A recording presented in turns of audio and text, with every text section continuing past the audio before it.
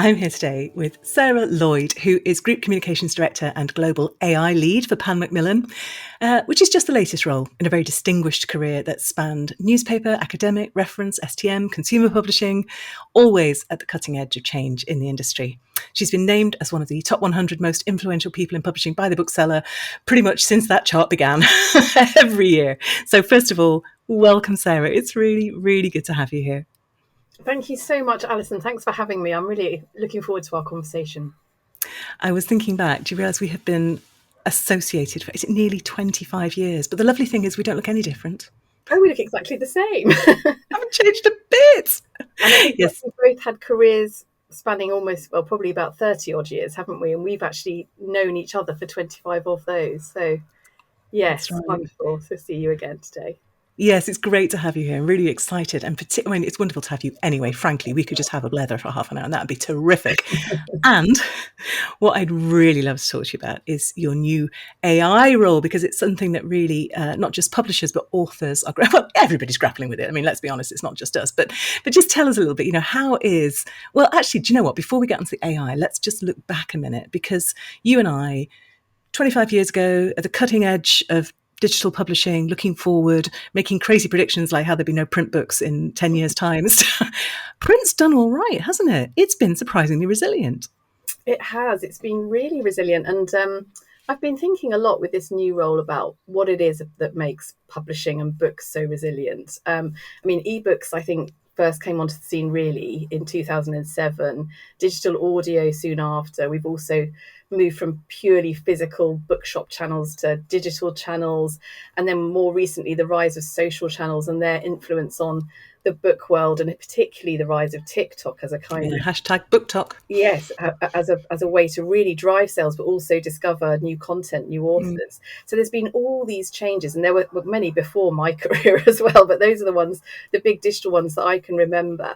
And what is it that makes publishers so resilient? I think what it is it's partly to do with the book itself, and it's partly to do with the way publishers have reacted to these changes. In a funny way, it's quite difficult to actually make many major improvements to the core product of the book, especially in the theme of publishing. They actually work quite well. They don't have that many pain points. And so as new formats and new technologies have evolved, often they've sort of added different things and additional things and new things, but not necessarily things that needed solving so much as kind of nice add-ons, particularly when you think of something like audio. And the other thing is that all these new formats and these changes, they've all kind of complemented one another. So when ebooks came and everyone thought, gosh, could it be the death of the print book? In fact, ebooks did for a while sort of start to really gather steam and take over in certain segments. But then it became more of a kind of an ecosystem in which, sometimes an ebook, people might buy an ebook because it's cheaper or it's on a special deal, and they might discover a new author, and then they might go and buy more of their books, perhaps in physical format as well. So I think it's the way that publishers have embraced new technology largely and really been prepared to innovate and be flexible and to use their kind of creative capacity that most people in publishing have, that's enabled us and the book to stay so buoyant in all its different formats. And in a way with AI, I guess that's just something that I'm sort of trying to think about how we bring to this new challenge. And we'll get on to AI in just a second, but that resilience and that as you say, the sort of creative and commercial aspects of publishing that have made it work. It's really interesting because you're right, it has grown the pie. And I think that we didn't see, I don't know if everybody saw that coming exactly. I think there was an awful lot of fear around what would happen with books once Amazon sort of came onto the scene and self-publishing, and that the industry was sort of reeled from sort of disruption to disruption. But the core book, as you say, is such a great item. It works really, really well. Exactly. And actually what happens with each new technology, new way of discovering content, is that you get new people who fall in love with the books, with the authors, with the ideas. And it's I'm making it sound rosy than it is. An awful lot of small publishers have gone to the wall. There's no doubt about it. And, revenues are difficult. But actually, books are doing all right. Yeah, they are, and I do think there's a lot in the idea that probably authors and publishers and illustrators, of course, um, are sort of innately, generally creative people, creative Yes. businesses, and we've been innovating forever. Before digital formats came along and digital sort of platforms and the digital environment, we were always innovating. We were always innovating our formats and our content types. And you look now at, the latest trend like Myrtle before Christmas, just was a kind of phenomenon. And it's not really a new idea, but it's kind of a new idea combined with an old idea, and we're always Yeah. constantly reframing things and redoing things in interesting ways. And so I do think we sort of have the natural, in a way, we have some of the natural abilities we need to remember that and not be too scared when new things come along, I think. Yeah, and let's talk about AI then, Mm. because I know there's an awful lot of fear around AI in every industry, I think, but also a real sense of opportunity. So, what would you say are the big opportunities, challenges? What kind of impact is AI making on publishing right now? I think, the impact it's having right now is that everybody's talking about it. It's the biggest topic really in the industry. And the reason for that is, as you say, AI is huge. It's not just us that's dealing with it. It's not just publishers, authors, illustrators. It's the whole world. It's governments, it's commercial entities, it's people, it's creators, and it will have a very consequential way on a very consequential impact on the way we do business as publishers. And I think ultimately it will have some impact as well on authors and writers and illustrators and the things they have to think about, um, just as it will across many sectors. But I do think the way we're wanting to look at it is to sort of hold both the challenges and the opportunities in our hands at once. And talking to our author and agent stakeholder group that we set up towards the end of last year, we did come away from that conversation. We spoke with a largish group of agents, authors, illustrators, industry body heads at Pan Macmillan. And we did come away having discussed in quite a lot of depth some of the challenges and some of the fears as well, but also some of the opportunities. And I think what was really nice at the end was coming out and saying, yes, we can see that it has these two sides. We need to not be naive about the difficulties and the challenges, and we need to be very mindful of those. But being mindful of those shouldn't stop us experimenting with things that might be the opportunities. Talking about what some of those opportunities might be, I mean, in publishing, I think we're talking very much about how can, especially generative AI, because obviously there's AI Mm. and then there's generative AI, which is what's broken onto the scene since sort of late 22, early 23. Um, and generative AI has really changed the game because it can effectively, it writes in, language that we recognize, and that's what we all do and that's what we all work with. So it really makes a bigger difference to the other types of sort of automation that we could have been building in before generative AI. And I think what we're looking at is how can it enhance our work. So generative AI, we must remember, it is just a machine. It is basically advanced statistics. It's not sentient. It's not another human being. And but what it can do is it can help us to, for example, solve the blank page syndrome. So um, we've found in Pan Mac that when we're working together as a group, still working as a group of human beings together on, I don't know, a piece of copy, a blurb, or um, what the metadata should be for a book, um, we are able to sometimes get to our own creative output quicker by briefing very cleverly the generative AI to come up with some ideas that we can then build upon.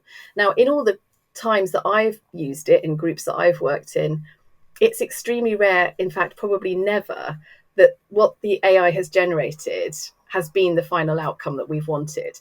But it has sparked ideas and sparked Yes. conversation and sparked creativity. So in its most exciting form, I suppose, or most potential form, Most benign in form. its most benign form, that's a really good word. It's a fantastic creative sparring partner. But we must remember, as I say, that it is only that, and you need really good human input to make it come out with a good output. And then you also need to, as we do in publishing and writing all the time, be editing and refining and making it better and using the value of your experience. And something we've been talking about at Pan Mac is it's about delegating tasks, not responsibilities. Again, That's a great phrase. remembering that it's a machine and it's Mm. just advanced statistics. It's not a human. It doesn't have anything else it's calling upon. And I think, this is really, really important, the way that we refer to AI and think about AI, that we remember that and we don't get too caught up in these kind of Terminator type visions of dystopia. And just really remember, it is just a machine and we are in control of it, and we're controlling the input and we're controlling the output if we're using it, in a kind of careful and thoughtful manner, as we should be. I love that idea about retaining responsibility. I think that's Mm, really key. And it doesn't always happen. Publishing is an industry that's based on intellectual property. mm. That's the product. So, talk us through some of the challenges associated with that, with generative Yeah, AI. I mean, I think the first thing to acknowledge and think about and make sure we talk about is that there's an awful lot of concern, legitimate concern, about the way that a lot of the LLMs have been trained, the large language models on which generative AI is based, are trained. Um, and effectively, it's kind of everything on the internet, more or less. So that means Under the fair use. We've been here before, haven't we, with Google? been here before with Google, exactly. But it basically means that authors and agents and illustrators legitimately are concerned that those LLMs may have been trained on their material. And so, that's one thing that I think it will come out in the wash. I'm not an expert on this, but I do think that ultimately, legal actions of various types, I mean, there have been some started in America already, will sort of guide the way here, and that we'll get clarity on what that's going to look like. But I think there is a model. There's a licensing model. There's an attribution model. There are ways that Yes. digital platforms of all types can use content legitimately if they ask permission and label it as such and so on. And that's for much bigger players than you or I to solve. Yeah. The New York Times is the sort of leader of this in the States, isn't it? So Yeah, interesting. Yeah. exactly. That's exactly the sort of thing I'm referring to. And I think those cases will be, closely watched, and the outcomes of Mm. those will be incredibly important. And I hope that they go in a way that enables more to follow. Um, but as many people in the industry have already said, that the models exist, licensing models exist, mass payment models exist, etc. So let's hope that it goes. It feels like, and this is just a bit of a kind of feeling in my waters, it feels like the desire is there from all sides, because I'm Yeah. sure, and I'm not speaking for them because I don't know, but I'm sure that the LLMs, or the owners of these LLMs, they want to be able to develop, they want to be able to go forward, and also they want to be able to be well received and built on quality content. Mm. So I hope that ultimately they'll see that this is the right way forward, and if it takes these sort of legal battles to set the precedent, then so it be. It's so fun, isn't it, that the legal infrastructure is another one that's desperately trying to keep up with the technology. I know. Yeah, absolutely fascinating. What about for authors, do you think? What are the big opportunities, challenges, things that authors maybe should be thinking about in terms of generative AI? Yeah, I mean, this has been really interesting talking to our stakeholder group, because um, some authors are still really grappling with what could AI be to me, and perhaps quite focused because of this issue with the LLMs. It's quite hard for them to get beyond imagining some of the positives. But we have met and do talk to authors who are using AI tools in their day-to-day work, and some of the sometimes it's for research, sometimes it's for that creative sparring partner idea that I talked about, that we Mm. use in the publishing house. That absolutely can be used within the writing process. And there are some very good examples. I'm going to forget the names of them now, of some books that have been written and outwardly have been said to be written with a sort of AI creative partner, so Yeah. to speak. I'm going to forget the name as well, but I know there was one that just won a Japanese literary prize and was a bit stushy about it because 5% of the book was written by AI, but the author was absolutely transparent Yeah. about that. And this is the sort of thing we're going to have to come to terms with. How do we work together like No, that? that's it. And I do think that's the way that it can be best used by authors and by publishers. As I say, in particular, acknowledging that it's the human intervention, the human extra bit that's added on around the edges that really is what makes it the unique product at the end of the day. Do you know, it makes me think of almost, you can imagine artists sitting around and scoffing at the introduction of photography. It's cheating, but actually photography is a valid art form in its own right, but nobody pretends it's a picture. It's not a bad No, comparison, actually, is it? that's a great comparison. It's sort of human plus machine, which is exactly what we're talking about Right. here. Um, But the humans doing the selecting and the framing and the decision making and ultimately processing the Yeah, output. and I must say, I am on the side, and perhaps this is my slightly, my optimistic streak, but I am on the side of thinking that ultimately people want to read books by people, or they at least want to know that there's a person involved. And I think that because I've really been thinking about what makes good writing and what um, engages people with books and writing. And so much of it is to do with that connection with another human being and another human Mm. experience, whether that's the experience of the author themselves or the experience that the author's bringing to bear on something they're writing about. But I think, we don't consciously, as we read, think about the author sitting behind the book all the time. But subconsciously, I believe we do. And I think that because we know it's written by another human being and that they've brought all of that emotional experience and reality to bear on their writing, even when it's non-fiction as well as when it's fiction, by the way, I do think that gives it something. I mean, the way I think about it is to ask the question, and I'll ask it of you now: how would you feel, and what would the reading experience be when reading a book that is entirely written by an AI? Would you feel differently about it? And I've asked myself that question, and I think the answer is yes. Yes, I'm absolutely categorically yes. And I can tell you, that experience where you think you're chatting with a human and then you realize it's a Mm. bot. And there's that, it's an odd thing. You feel unseen. You feel that the connection that you thought was there isn't there. And I think there's a lot to be said for Yeah, that. and that brings me back to the point I'm making about we must remember in the way that we talk about AI and the way we engage with AI, not to humanize it. And in fact, I've already done that because I've said it's a creative partner. It's not a creative partner, but it can act Mm, like a creative partner. That's what we should say. In its yes, it's a Yeah, tool. yeah. It's very easy, isn't it, to anthropomorphize anything, but it's really quite dangerous because it has passed the Turing test. You absolutely believe you're speaking to a Mm. human, and then suddenly you realize you're not, or yeah, it's absolutely fascinating. I always ask my guests for their best tip for a first time author. Now, it's a bit mean because you are a publisher and you work in a very different space to me. You work in trade books, in trade fiction and nonfiction, which is not prime business book territory. Sadly, it should be, but it's not. But I'm still going to ask you, Sarah, because you've seen so many books, and you've seen so many really successful books over your time. What would you like to say to somebody who really wants to write a good book? Okay, so I think my best tip for first time business book authors would be actually not about the writing, but to build your network, to connect with other writers, talk to people in the publishing industry if you can, or use your whatever connections you have.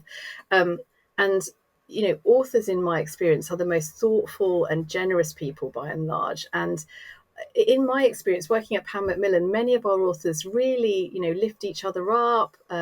They read for each other. They connect each other to new, new people in their networks, and I think that can be so valuable because not for everyone, but for some, writing is quite an isolating process and quite a process that you do alone, and um, and I think that publishing versus writing is much more of a networked process and is about relationships and connections and human to human, which goes back to the theme of what we were saying in relation to AI. So I think really build your network, really talk to others, try and find other authors and talk to them. Maybe do creative writing workshops with other authors. you get into the swim of all that wonderful sea of ideas and opportunities that comes with connecting with other people. And I think part of that is also, don't be afraid to ask questions, because especially publishing it's such a sort of strange industry in some ways. And I say that having been part of it for 30 years and absolutely loving it. I love the strangeness of it, but it is strange, and it's a little bit like a foreign land sometimes when you're trying to kind of navigate it for the first time to work out how it all works. But other authors can help and talk to you about their experiences, and no question is too stupid, because it really is odd. And It's a funny old business, isn't funny it? And old we love it, but there's no doubt about it. It is a funny old business. And I business. like the distinction that you draw there as well between writing and publishing. They are Mm, such separate activities. I mean, obviously complementary. You can't publish if you haven't written it, unless you've written it with generative AI. And you can't get it out into the world unless you've published it. But one is very personal. It's just you in the manuscript, and wrestling this stuff out from your soul. And the other one is noisy and busy, and there's a whole village of people involved, and it's very, very public. And making that transition, I think, is really hard for most first-time authors. yeah, so I think that's why the network's important, is to help you make the transition. But also, once you're really fully networked, it's incredibly helpful for promoting the book as well. Yes. So Yeah, that's we love why. those endorsements. Yeah. Yeah, it's so true. Brilliant tip. Thank you. And I'm really looking forward to the answer to this one. I always ask my guests for a recommendation for a book that they think everyone should read. You can't give us the whole Pan Mac front list. Okay, just be Oh, really clear. okay. That was my plan. Go on, just give us one. Okay, well, we've been speaking about AI, and so I have to give you an AI book recommendation, i.e., a book about AI, which is something also we didn't really discuss. Being in publishing, that's the wonder of, we have all these brilliant authors that are looking at this subject and writing about it and thinking about it. And one such is Madamita Murgia, who's written a book called Code Dependent: Living in the Shadow of AI, and it's published on the Picador imprint, which is obviously part of Pan Macmillan. So it's probably quite predictable that I was going to suggest one of our books. You were never going to give us a penguin title, were you? Genuinely, I've handpicked this one because it's a book about technology, but there are some big buts. First of all, it is beautifully written. It's a non-fiction book. It's about AI, but basically it's about the real human impact of AI all around the world. And the way Madhu does it is so gorgeous, because she writes so well. I mean, she could be a novelist. In fact, I should say that to her next time I see her. She puts Sorry, that was such a publisher comment. publish a comment, sorry. But she's written, the way she's done it is she's written it almost as a series of stories where, because she's a journalist, she's the tech correspondent for the FT. So she is very well versed in how to go and meet people where they are and talk to them about their story and really bring that out of them. And she's done it so beautifully. And it's a book that really shines a light on sort of all the dark ways that automation can affect us, and ultimately warns us to chart a path of resistance to make sure that we retain our agency as human beings. So actually, in relation to the kind of quite jolly chat that we've just had about AI, relatively speaking, it's quite a dark tale. But what's good about it is that she ends the book with 10 really helpful questions that we can all apply to our thinking when in relation to AI. So whether we're thinking about just using an AI tool, or we want to protest some sort of use of AI that's being used on us by maybe it's the government or whoever it is, or a commercial entity, or just wanting to understand AI better. It's really, really thoughtful, but it's also, I think, it kind of ends up being something that, for someone like me working now, really thinking about how are we going to navigate this world of AI as publishers, it's a fantastic aid memoir for that, just to kind of think about those 10 steps, those 10 questions. So I won't give away what they are, because they're at the end of the book and you've got to read the rest of it to get to that, and really understand why she's saying these things, because these stories are fantastic. And as I say, unusual, I think, for sometimes these sorts of non-fiction books about quite a dry subject like a tech subject to be so warm and to put the humans at the center of the story, which is exactly what we need to do with AI. Amazing. What a great recommendation. Thank you. And I hadn't heard of it. Is it out now or is it So coming? I'm reading it in proof at the moment, and it is not quite out yet, but it's out imminently. So on Picador. So watch the space, and And available for pre-order. yes, you'll see it. Have a look on Amazon for it, or wherever you look for your books. Yes, amazing. Thank you, Sarah. And it's not quite appropriate, I guess, to say, hey, Sara Lloyd, how do we find out more about you personally? Although you absolutely can point us to your private travel blog or whatever you want. But I guess just generally, how do people find out more about what's going on in AI in publishing and in Pan Mac particularly? Yeah, so with Pan Mac, I mean, Pan Macmillan has a great LinkedIn, and we post lots of stuff on there.